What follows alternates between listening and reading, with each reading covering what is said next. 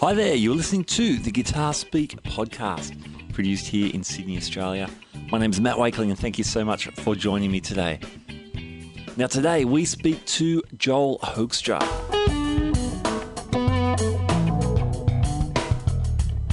Now Joel's got to be one of the most talented and hard-working guitar players on the planet right now. In just the last 6 months or so, he's completed tracking the latest Whitesnake album. That's his regular gig alongside Red Beach on guitar, working for their boss David Coverdale. He's done a couple of sold-out Las Vegas runs with Cher and played a massive amount of shows with the Siberian Orchestra over the Christmas period.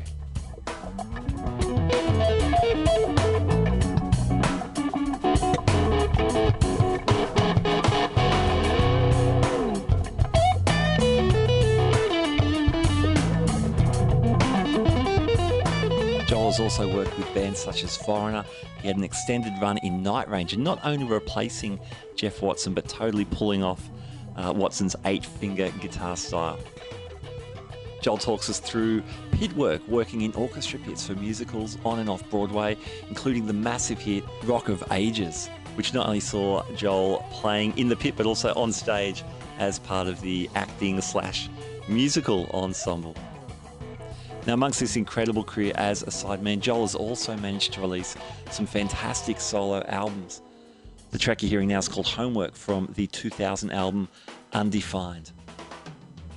Joel's latest solo release is Dying to Live, under the name of Joel Hoekstra's 13. It's more of a hard-rocking vocal type focus. It's part of a track called Anymore.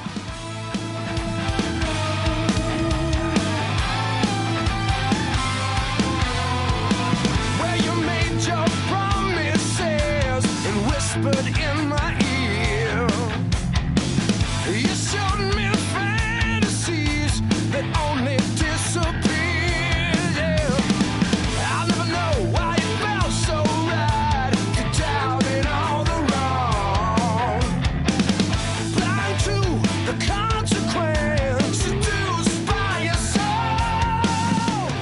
My thanks go out to Joe Elliott. Now, Joe was on episode number 40 of the podcast, a fantastic guitar player himself. And my thanks go to Joe because he introduced me to Joel, which I really, really appreciate. Now, I do need to let you know, the first 3 minutes or so of the interview, the audio is not awesome. The Wi-Fi connection with Joel wasn't great, but he ended up relocating and we sorted it. So if you can bear with us for the first couple of minutes, the audio definitely improves. And it's worth it. Joel's such a humble and friendly guy. It was so good to hear about his career and his take on many, many things. So let's just jump straight in. Here's my conversation with Joel Hoekstra.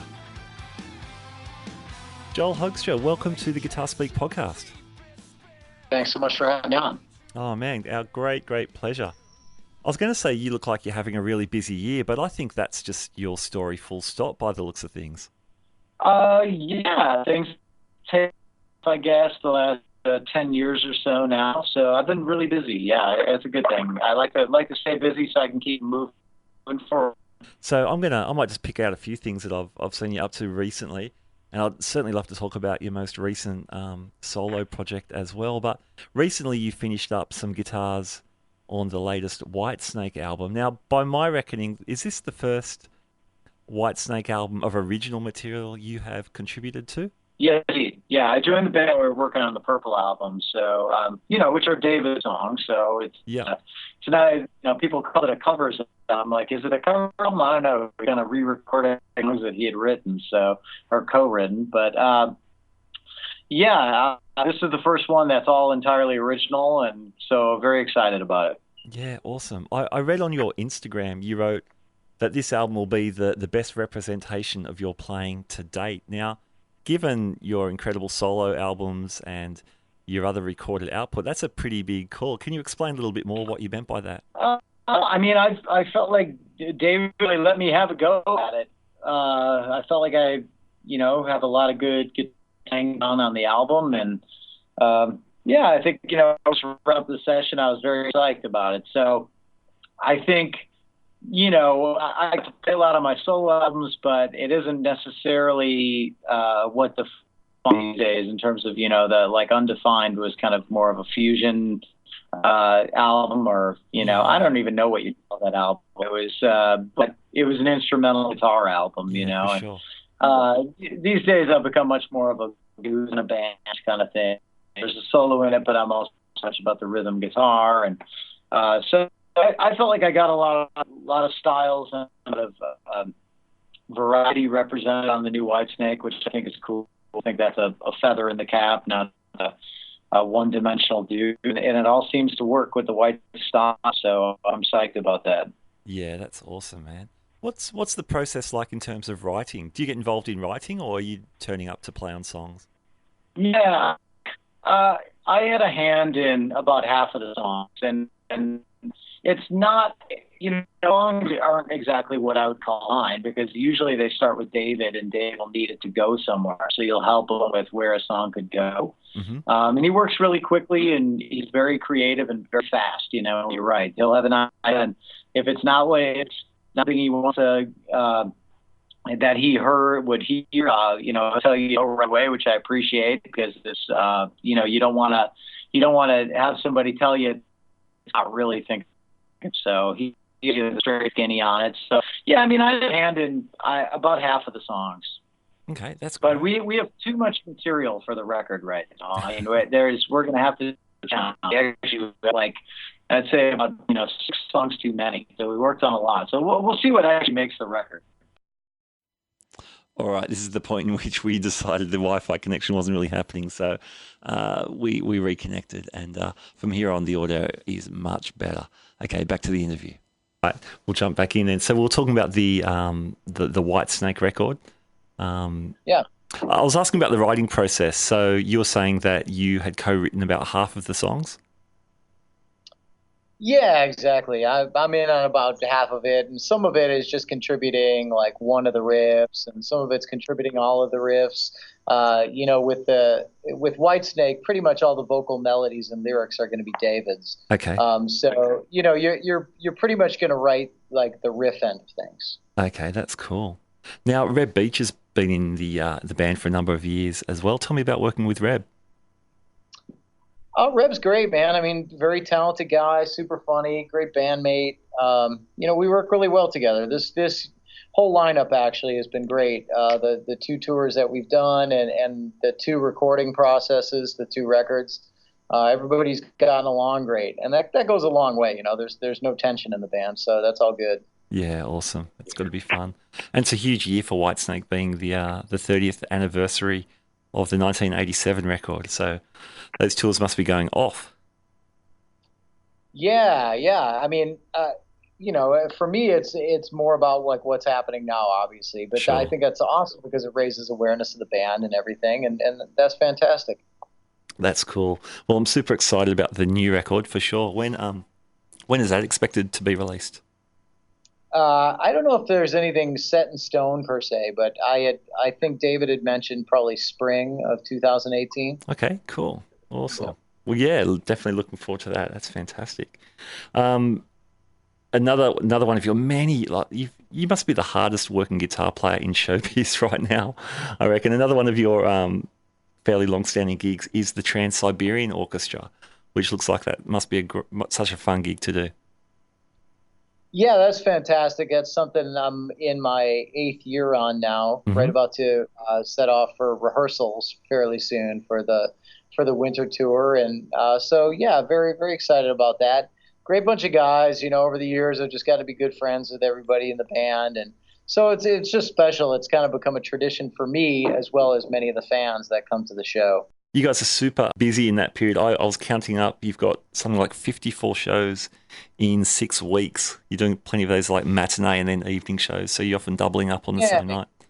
Yeah, exactly. There's lots of 2 show a day moments happening. Usually you do 8 a week is the typical TSO work week. So it's, I call it the Marines of rock. It's definitely not for the Marines of hard. You have to be really ready to work super hard. Yeah.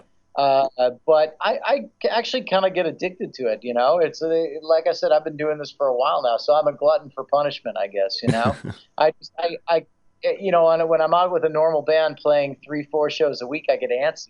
Like, aren't we going to do any 2-show days? And it's really hard work, but it's also very rewarding. I like the gig a lot. Awesome. Yeah, the great arrangements of those epic Christmas tunes and other stuff too. Yeah, absolutely. Cool. What sort of rig will you take out for that tour? That is just totally, running direct. That's like a Fractal XFX2, I think, is the Okay. unit that I've been using, and really that's about it. And then I use a bunch of guitars because it's very heavy on the visual thing. Yeah. So it's just kind of fun for me to be able to swap out. And because we're running direct on a lot of stuff, I'll use the Fernandez sustainer on a lot of guitars to emulate feedback and the kind of cycle of overtones that you would normally get. Yeah, sure. If you're standing near your amp. Cool. How does that differ, say, from your Whitesnake rig then? So when you're touring with those guys? It's totally different. I mean, with Whitesnake, we're doing the old school, like, loud amps on stage. Yeah. I've been using the Friedman BE100s on that. Although on the record, I used a bunch of stuff. I used a Marshall modded JCM 800, the Friedman BE100. I used a new head from Victory. Okay. That came out. I forget the model number escapes me right now because it was brand new. Nice. And Yeah, they're back to it. Metza Barba. I've been using those, and so we toyed around with a lot of amps and got a bunch of different tones. And then to compensate and keep it consistent, I really just used one guitar for about 95% of the album. So Okay. I used my gold top on almost the whole thing. That's your classic. How long have you had that guitar for? I think I got it back in right about like 2004, I want to say, something like that. So it's been with me a while. 2005, maybe. Yeah, cool. Have you done any mods on that, or is it pretty much stock? Very close to stock. I mean, the tuners have been swapped out a couple of times. The stop tailpiece has been swapped out a couple of times because it'll wear a groove into it. And it's been refretted recently. But in terms of pickups and stuff like that, and frets, it's kind of, I do always just like to keep it as close to stock as possible. If a guitar doesn't work, if you don't like it, then get another one. That's my view. I don't have time to do like the swap pickups in and out and test it and see what I think, and it's just not me. Sure. If I don't like a guitar, I get rid of it. Sure. Oh, I've seen you playing plenty of Les Pauls. A lot of them have got really great paint jobs, by the way. I like the Joel Hoekstra's 13 one you're working on at the moment. That looks super cool. Oh yeah, cool. Thanks, man. Is it the same story with those other Gibsons? With apart from the graphics, are they similar story? You keep those kind of stock? Those are just those are just regular USA Gibson customs. Yeah. Not USA Gibson, Gibson custom shops. Okay. But yeah, I had Steve Christmas at the custom shop help me out with those two, and I think it was, I forget who came up with the stencil job there. Anthony Bass, I think. Okay. Came up with the stencil design, and I had those medallions made at a mint that I wanted to have embedded in the guitars. That was kind of part of the plan. Awesome. Very, very cool. Very cool.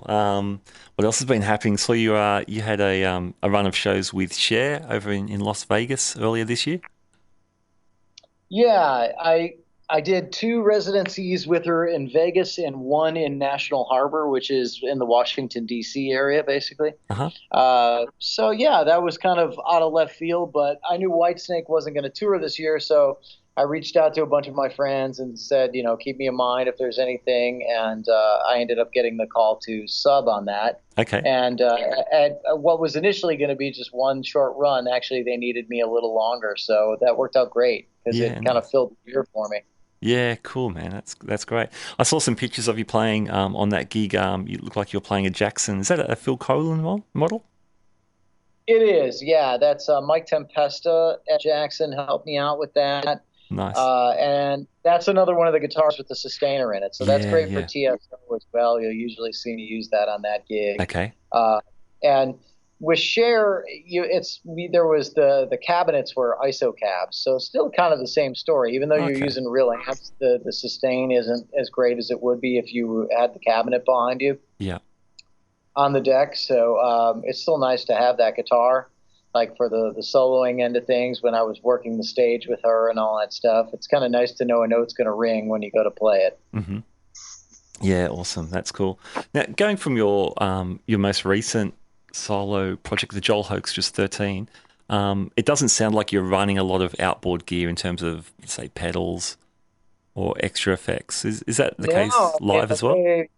the way it's been going lately. I mean, all my gigs have been straight ahead hard rock, and Yeah. that's been fine with me. I mean, I used to be the guy with a million gizmos Mm-hmm. and the huge pedal board and all that stuff. So it's been kind of nice to get back to just plug and play aspect of it. I mean, with Whitesnake, I do use delay and maybe a tiny bit of reverb in the loop, Uh-huh. but that's about it.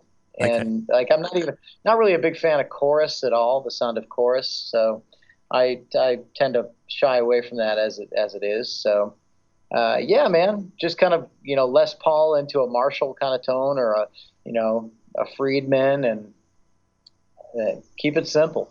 Yeah, great, man. Very cool. I guess comparing your earlier solo albums, as you said, like the instrumental with the sort of fusion influences. Although there's a lot of stuff on there as well. There's some blues, there's some country tinge stuff. There's one track, I can't remember the name, but it sounds like a demented circus act gone from Mars or something. It's crazy. That's got to be Fire Island, I'm sure. That's the one. That's it. Yeah. Cool. Yeah, I ended up kind of writing the circus melody over that progression. Loved it. Yeah. So good. That was I wrote a bizarre progression there, a bizarre riff, and I was trying to figure out what the heck to play over it for a melody, and I thought the only thing that's really going to work is something kind of out there that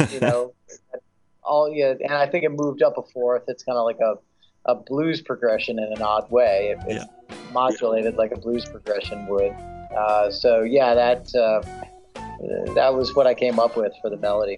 Nice. After the yeah.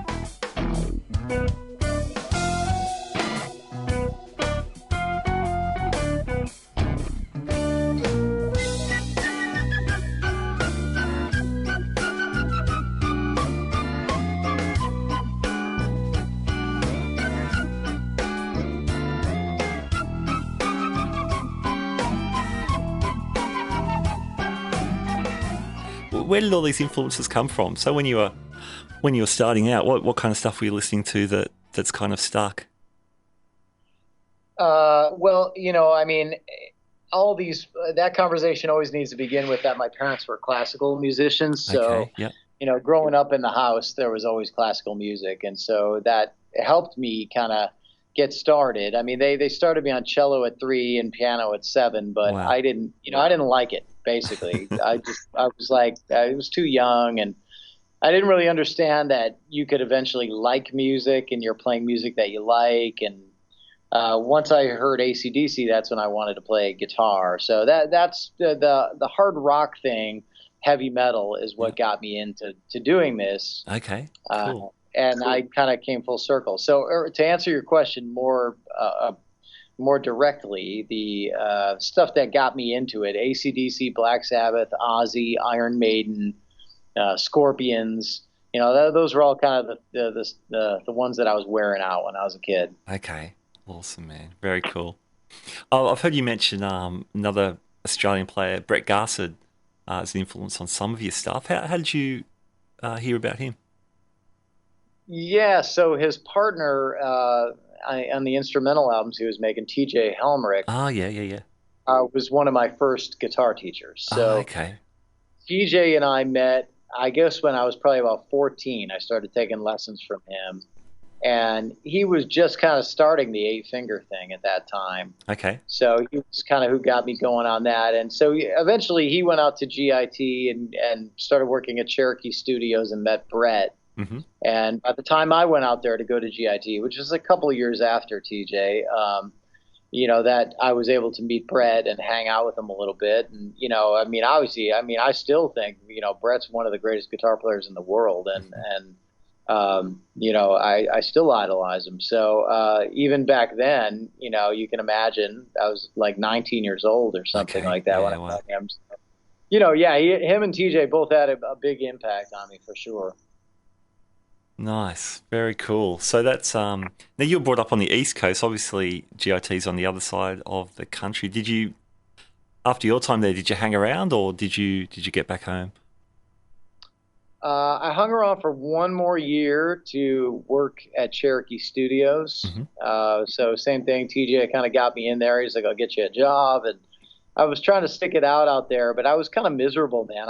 I wasn't making my living with the guitar. I didn't have the guitar in my hands, and that made me really bummed out. I didn't feel like I was on the right path, and I just thought, it's going to be easier for me to go back to the Chicago area where I'm from and teach and play gigs, and I just want to do that right now. So I made the move back there, and had a cool era of doing all that. Be very busy teaching 70 students a week and playing gigs on weekends with my band or whatever bands I was in, and then eventually all that led me to New York. It's a kind of a long story, but eventually I ended up going out to New York, and that's been my home now for the last, gosh, almost 17 years. Cool. Now you did a very long run on the Rock of Ages production. Was that your first kind of big break, or was that your break into full-time playing? No, my full-time break into playing was when I moved to New York, and that was for a show called Love Janis. That was about Janis Joplin. So Okay.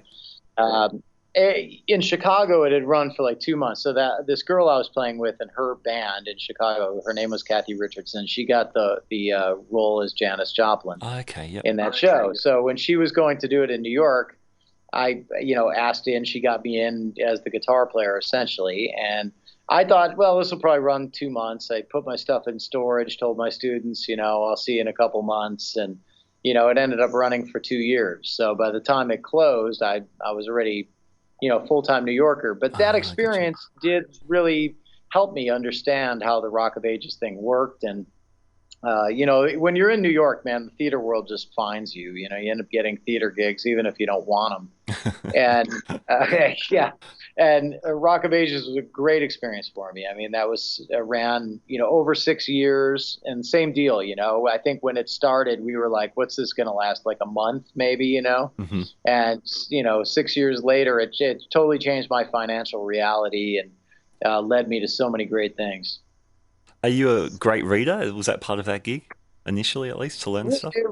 At the very beginning, it was a little part of it. I mean, I'm an okay, I can read, but I do so little of it on my gigs that I get super rusty and Sure. to the point where I'm not good at it. Um, but I basically what happened is I have a friend who lives a couple blocks from me who does do all the pit stuff.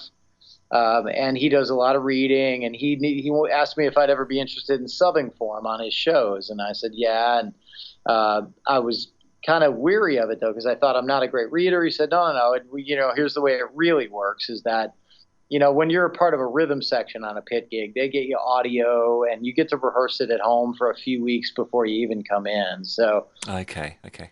I said, okay, well, that's good because, as soon as I hear that, I always feel better about stuff because I'll bust my ass to get anything together. Yeah. Sure. So, yeah, I mean, that's the one thing that's gotten me ahead, really, is I'm the guy that'll go, all right, well, I guess I got to practice this 12 hours a day to get it together then, Hmm. even though it makes no financial sense.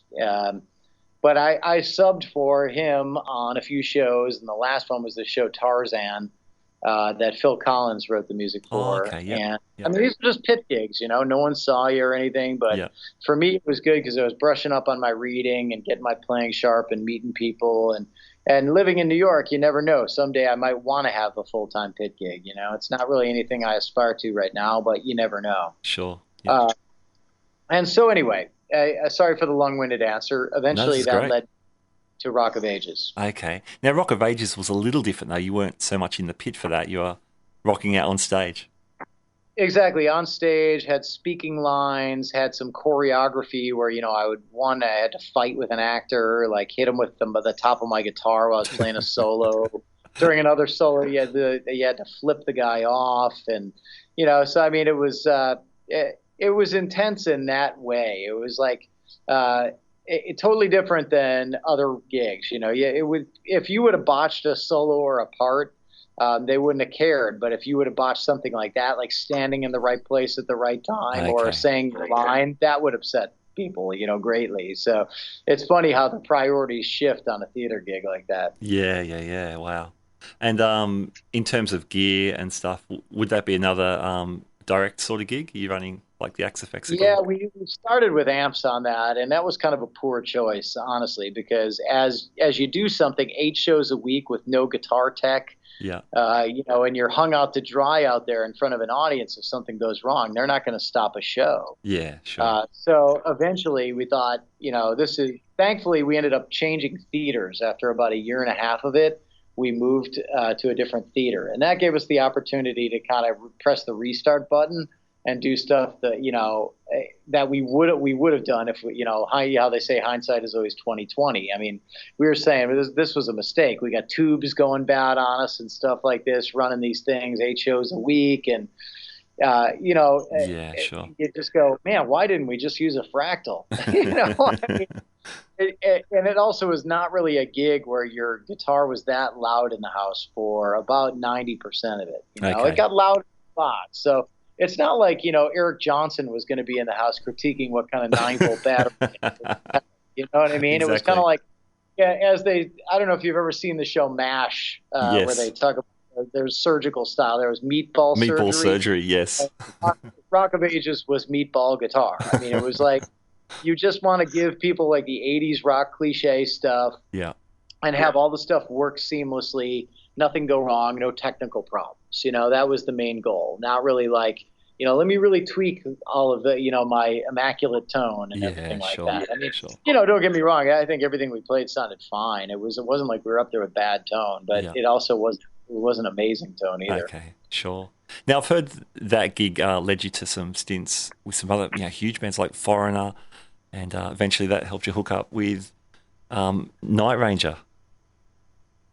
Well, Night Ranger I had joined before I was in Rock of Ages. Okay. So that kind of came through playing with Jim Peterick back in the Chicago area. Jim is the guy who co-founded the band Survivor. He wrote Eye of the Tiger and all those songs. Yep. And anyway, he's written a gazillion songs that you've heard of, like all those 38 special tunes, Caught Up in You and Hold On Loosely. And he would have these events called World Stage, and where his friends would come and sing their hits, and he'd have a house band, and of course close with Jim's songs. And I was in that house band for a long time, and it was only once a year or twice a year or something like that he'd have these events.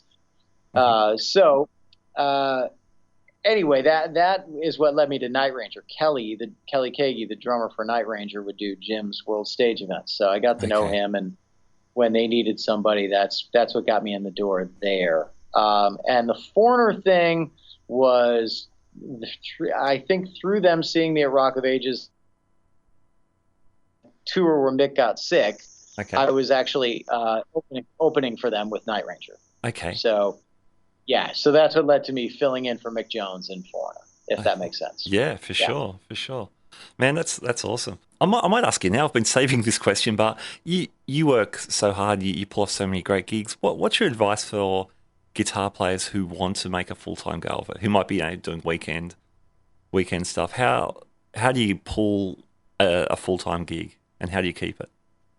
Yeah, I mean, well, that's how you do it, and you have to kind of have hopefully a little time to give yourself, because I did, and I look back on it and somehow think, how did I have faith in that, and how did I get through that? Because I was struggling, but I didn't realize I was struggling. It was like my decision was always that I'm going to make a living doing this, and whatever money I make is just gravy. I think I just loved doing it. Yeah, sure.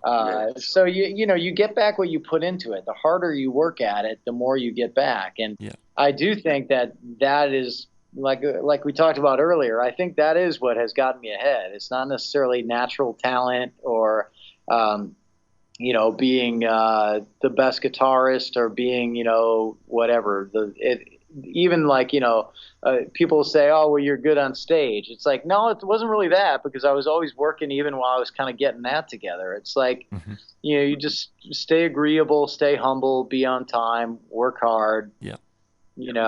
Try not to choose your battles wisely. It's like you don't want to be a complete wuss, but I'm usually about making other people happy in my band scenarios. It's not about what's going to make me happy. I'm trying to make everybody else happy. Mm-hmm. And make them want you around. Until you have that strength, you don't have much. Yeah. You got to be in demand, right? So to be in demand, people got to want you. They got to want to be around you and have you around, and that includes being an agreeable person, not just having some chops or something like that. That's just a tiny part of it. Sure. I've interviewed a few people that have worked with you, people like Gretchen Menn and Jude Gold and Joe Elliott, who introduced us actually, and they've always said you're great to work with and fun to be around, and obviously that's a huge part of making a living in any occupation, I guess. Yeah, definitely. I absolutely 100%, and it's the same I think in any profession, like how hard you work is what you get back. And I do really work hard, man. I mean, I'm productive every day with what I do. And it's not just, chops, or it's not just, songwriting, or it's not just networking. There's some people that overdo that, it's a balance of all those things. You kind of got to find the balance and work all of it. But I definitely think it comes down to a daily thing. You need to ask yourself every day, was I productive, and did I work harder than everybody else around me? And if the answer is yes, you're going to be all right. Yeah, cool. Yeah. I love that attitude. Speaking of Joe Elliott, he did introduce us. How do you know Joe? So Joe, I met, actually, he was a teacher at GIT when I went there. GIT. And yeah, cool. we didn't really, we got to know each other on that level back then, but more as friends through TJ then, because TJ was playing with him on some gigs at the Baked Potato and whatnot. Yeah. So when I was out in LA and touched base with TJ, I got to hang with Joe a little bit more on a friendship level. Yeah, he's great. I love his new record that came out earlier in the year, and great player. Actually, talking about TJ, I think he used TJ's legendary JCM 800 almost exclusively on that last record. I think that amp has seen a lot of gigs. Oh, yeah, absolutely. Can I talk about your latest Joel Hoekstra record? Actually, Joel Hoekstra's 13. What's the differentiation? Why the 13 being added? Well, when I started writing that, I kind of envisioned it being more like a band album, and I got the guys together, and then as things kind of developed, it was like, all right, this isn't going to be a band, it's going to be a project album. And it seemed weird for me once I had that music all recorded that's more song oriented and sounds more like a band, to name it after me, because people would be expecting a lot of guitar heroics and all that stuff. And there's really not a lot of that on there, The solos are somewhat flashy in spots, but so I basically was like, I got to give it a project name, and that way, if I want to do another album like that, which is a definite possibility, it can be done under that banner. So, it started out as David Coverdale's Whitesnake, right, or Richie Blackmore's, right? So think of it like that in terms of Richie Blackmore's Rainbow. I'm not comparing myself on any kind of success level to Richie, but just in terms of where I was coming from with Joel Hoekstra's 13. Yeah, gotcha. Yeah. Hey, it's a great record. As you mentioned about the guitar playing, the solos are very succinct. We're often dealing with like a 16-bar solo, very traditional, I guess, kind of rock song, vocal songwriting kind of an approach. That was the whole deal, because, here I'd had Undefined Out and The Moon Is Falling, and then 13 acoustic songs, which was, very mellow and almost easy listening. But all those were instrumental, And then my career kind of took off with the whole Night Ranger and Whitesnake thing, and Trans-Siberian Orchestra and Rock of Ages. And I'd gotten all these fans that are more into hearing vocal songs, like hard rock stuff. And also, in each of those bands, with Night Ranger, I didn't get to write a whole lot. Yeah, sure. And with Whitesnake, I'd only done the Purple album. I was kind of eager to show that I could write some songs too, in that genre. So that it was the natural fit, and to get a deal with Frontiers and be able to release that worldwide and everything was fantastic. Like right while I was out on the first tour with Whitesnake, and so it was a great step forward for me. Oh, that's great. The vintage modern kind of sprung to mind as I've been listening to it. I think the opening tracks, that Say Goodbye to the Sun, that sounds like it's in drop D flat to me, sort of chugging along down low. And then there'll be other tunes like Long for the Day that are a little more straight ahead. I won't say classic rock, but that kind of ballpark. I describe it as Dio-ish at its heaviest and Foreigner-ish at its lightest. Okay. That's what I call it. Ah, nice. Yeah, cool. That's a cool word picture. Nice. And what was your approach to guitars on that record? You, I guess, obviously using amps back in a studio setting. Yeah, that's all the Friedman BE 100, the whole album. Yeah. And my Gibson Gold Top Les Paul for almost all of it. Okay. I used my Black Custom on, I'd say, think of the heavier tracks. So like Say Goodbye to the Sun and Kill or Be Killed, which was a bonus track, or Dying to Live. Those were my Black Custom, the heavy songs. Okay.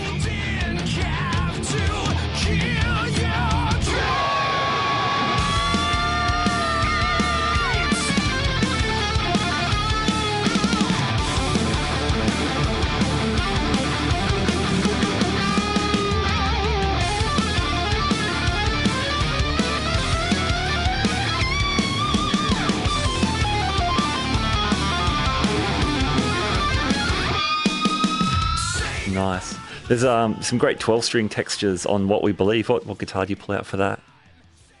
That was a Taylor, I believe. I can't really remember the model number. I don't think it was the 854 CE. It was my friend Tommy Kessler's, I think, that I used, and I think we maybe just mic'd it, and we didn't use a DI. I think I forget what the deal was, but yeah. Cool. There you go. Sounds great. And who's singing on that track? Because you've got the guys on most of the record. Who's the female vocal on that? Yeah, it's this girl Chloe Lowry who sings with Trans-Siberian Orchestra. She's amazing. Ridiculous. Wow. Yeah, she's fantastic on that track. It's so good. Yeah, she's actually, truly an amazing vocalist. Really, really amazing. And there's a crazy synth solo. Is that Derek Sherinian?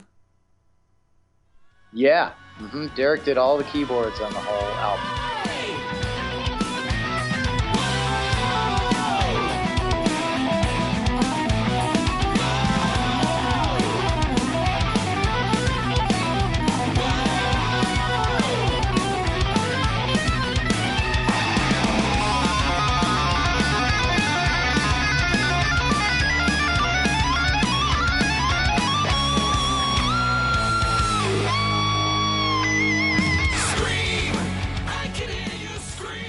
Who else is playing on the record? It's such a killer lineup.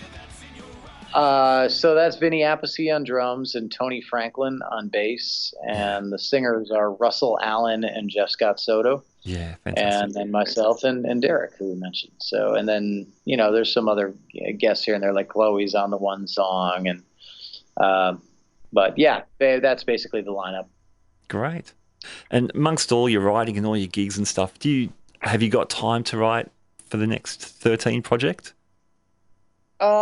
I do. I can always have time. Yeah, I can always get it done. It's just a matter of whether or not, Russell's been really busy, and that's kind of always been the holdup. Russell's, in Symphony X and also Adrenaline Mob, and he does Trans-Siberian Orchestra with me as well. So, he's in 3 bands, and so it's finding the time to, where he could record it and potentially even do a little something with it for me. So, but yeah, we're talking a little bit more about that right now, about trying to figure out how to get that done. And then it's also the business end of things from Frontiers, getting the right offer and all that stuff. Sure. Gotcha. Yeah. Well, as usual, it looks like the next fairly considerable chunk of time you've got locked in with the Trans-Siberian tour and then the Whitesnake record coming out. I assume you're going to tour that record? Yeah, that's the plan. It's supposed to be a big tour next year. So, the way it could shape up, it could be maybe a little Cher early on again. We'll see. Okay. Not sure about that. Yeah. And then the Whitesnake tour and then the TSO tour at the end of the year. So 2018 could be a real monster year for me. Yeah, awesome. Fantastic. I'm guessing the best way for people to keep up with you is through your social media. So Instagram, You on Facebook? Yeah, absolutely. I mean, they can link over to any of it from just going to my .com, which is joelhoekstra.com. Okay. My name is difficult, I know, so I'll spell it Joel, Joel, right? And then Hoekstra, Hoekstra.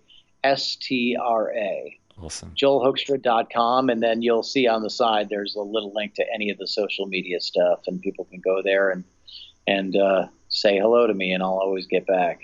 Okay, that's fantastic. Well, Joel, thank you so much for your time. I really appreciate it. And all the best for what looks to be a super exciting future. Thank you, man. I appreciate it. Thanks for your time.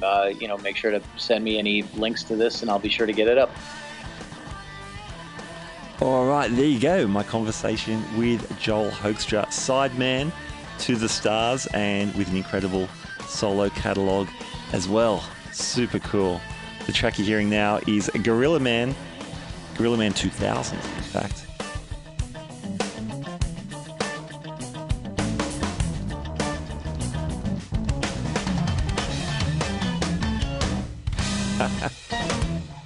That is so good.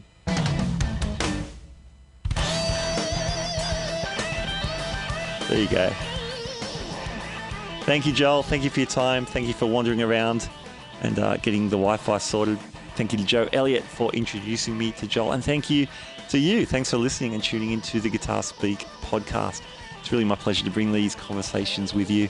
Don't go away. There's so much good stuff coming up on the show. So be subscribed on Apple Podcasts or Stitcher or wherever you get your podcasts from. Come and say hello to us on Facebook or Instagram. You can support us through Patreon.